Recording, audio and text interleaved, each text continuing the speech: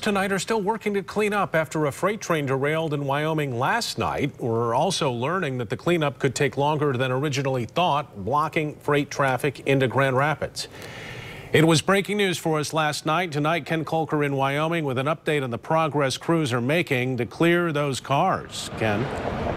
Yeah, good evening, Brian and Sue. We're on 28th Street overlooking the railroad tracks, and within the last hour they actually have moved one of these 200-ton engines back onto the tracks, but as you can see, there's still a lot of work to do.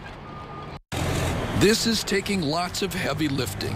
2 engines off the tracks, one on its side, each weighing about 400,000 pounds. And it's going to block freight traffic on the only line from Kalamazoo to the Grand Rapids rail yard, maybe for days. Crews originally hoped to clean this up and reopen the track by tomorrow. But today, the roadmaster for Grand Elk Railroad, which leases the tracks, told us it could take until the end of the week. This train went off the rails about 9:30 last night after a flash flood washed out the railroad bed. The tracks lifted about 2 feet off the ground. They run along the east side of US 131 and under 28th Street. It took down 2 massive engines and a few freight cars, and it also injured 2 conductors on the train, one treated at the scene and one hospitalized with injuries that were not life-threatening.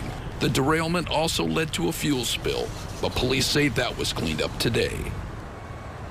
Now, the wreck also closed 28th Street and 32nd Street for a while, but as you can see, 28th Street is now back open, and so is 32nd Street.